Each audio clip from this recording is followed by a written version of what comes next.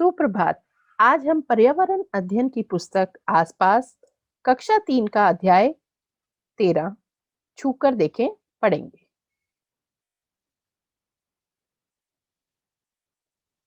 यह वीडियो देखने के बाद आप सभी उन व्यक्तियों को जान पाएंगे जिनके साथ आप अपने अनुभव या मन के विचार साझा करते हैं। बड़ी उम्र के साथ क्या-क्या समस्याएं आती हैं, ये जानेंगे। बड़े बुजुर्गों को हम कैसे सहयोग कर सकते हैं, वो जानेंगे।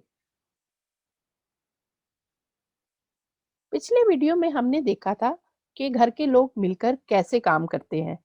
आज हम सोचेंगे कि हम अपने विचारों को किनके साथ साझा करते हैं।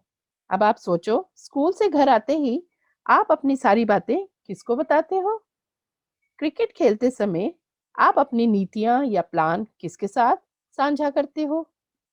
बर्थडे पार्टी से आते हो तो सबसे पहले अपनी सारी बातें किसको बताते हो? सोचो। जी हाँ, अगर घर में दादा-दादी, नाना-नानी रहते हैं, तो हम सारी बातें उनको बताते हैं या मम्मी-पापा के साथ अपनी सारी बातें साझा करते हैं या बड़े भाई-बहन हो, उनके साथ साझा करते हैं या दोस्त या सहेली, उनके साथ साझा करते हैं। अगर हम स्कूल में होते हैं, तो हम अपनी सारी बातें अपनी कक्षा अध्यापिका या अध्यापक के साथ साझा करते हैं। हमें अपने अनुभव या विचार हमेशा किसी न किसी के साथ साझा करने चाहिए। इससे हमारे रिश्ते मजबूत होते हैं। हमारे प्रियजन हमारा सही मार्गदर्शन करते हैं। हमें क्या करना चाहिए, क्या नहीं करना चाहिए, सब बताते हैं। विचार साझा करने से या मन की बात कहने से हमारे अंदर आत्मविश्वास बढ़ता है। तो चलिए हम अपना पाठ शुरू करते हैं। छूकर देखें। इस पाठ का मुख्य पात्र सीमा है। इस पाठ में सीमा अपनी नानी, रवि भैया और पापा का परिचय देती है। मैं स्कूल से लौट रही थी। घर पर दो लोगों को अपनी बात सबसे पहले बताना चाहती थी। वे मेरी बातों से सबसे ज्यादा खुश होते हैं। पहली तो है मेरी नानी। वे उत्सुक रहती हैं मेरी बातें सुनने को। वे मेरे स्कूल से लौटने का इंतजार करती हैं। उनकी उम्र कुछ ज्यादा है और उनकी कमर में भी दर्द रहता है। नानी ऊंचा सुनती है और दिखता भी कम है। रोज वे पापा उनको अखबार जोर जोर से पढ़कर सुनाते हैं। नानी अपना बाकी सारा काम खुद करती हैं। कोई उनकी मदद करे तो वे परेशान हो जाती हैं। दिखता है कम, पर सब्जी काटने का बहुत शौक है। कहती हैं, आजकल के बच्चों को सब्जी भी काटनी नहीं आती। मोटा मोटा और टेढ़ा मेढ़ा काट कर रख देते हैं। दूसरे हैं मेरे रवि भैया। रवि भैया हमारे घर में ही रहते हैं।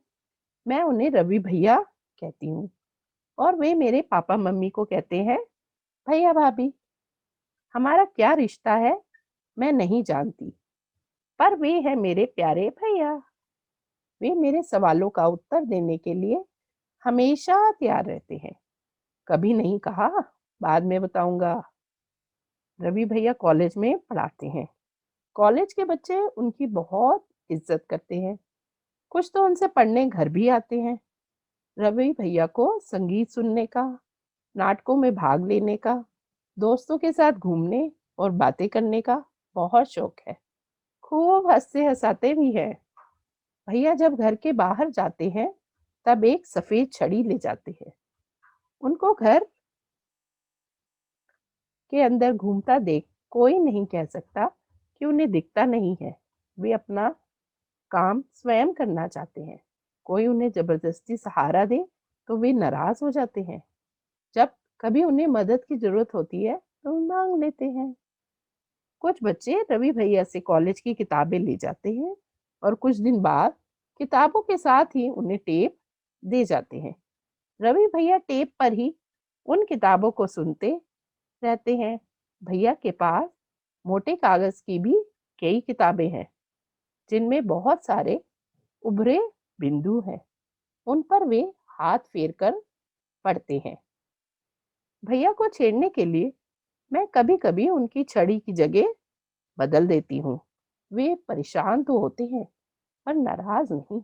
मैं उनकी प्यारी बहन सीमा जो ठहरी।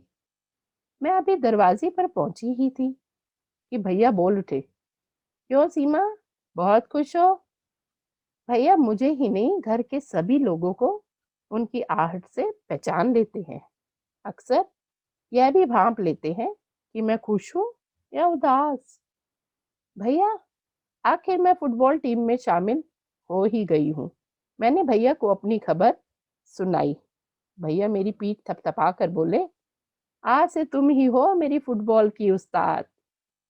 तो आपको मजा आया? बढ़ती उम्र के साथ बहुत सारी समस्याएं होती हैं। बड़े बुजुर्ग लोगों को कम दिखाई देता है, उनको कम सुनाई देता है,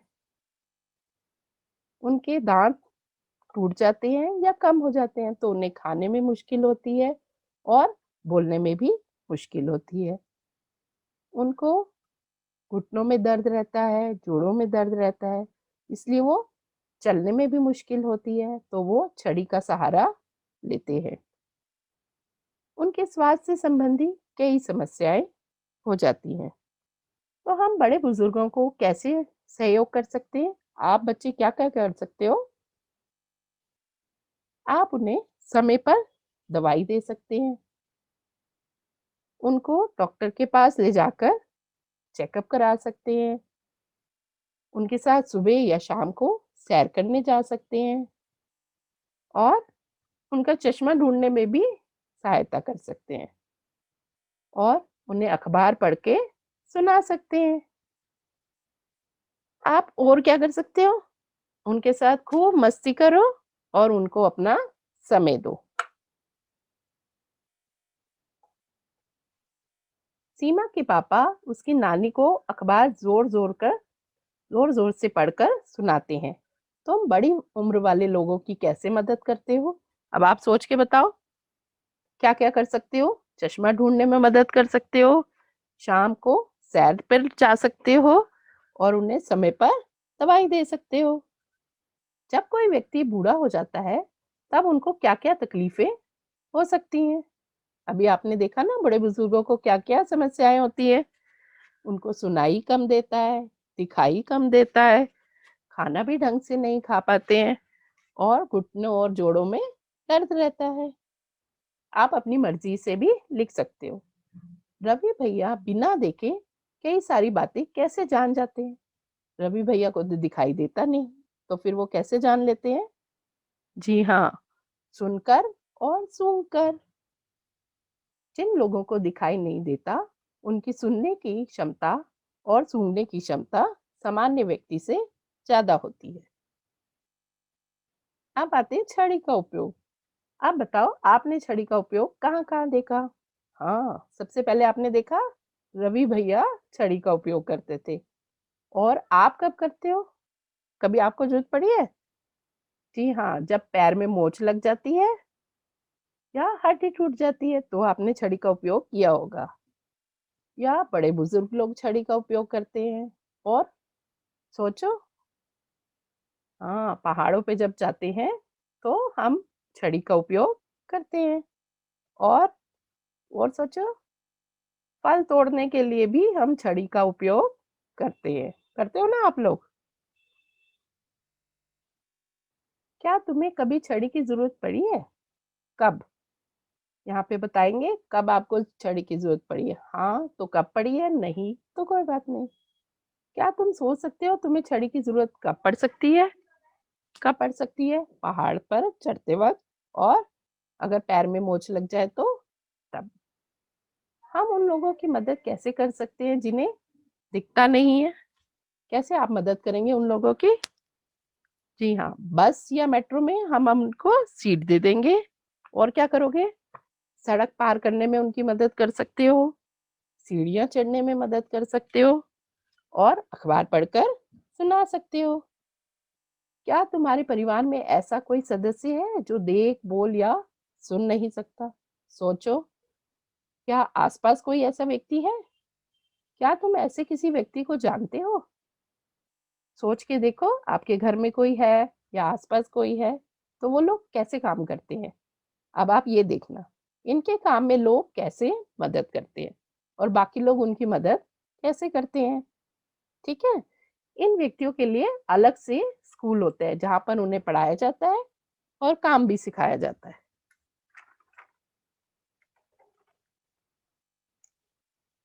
अगले वीडियो में हम लुई ब्रेल और ब्रेल लिपि के बारे में जानेंगे।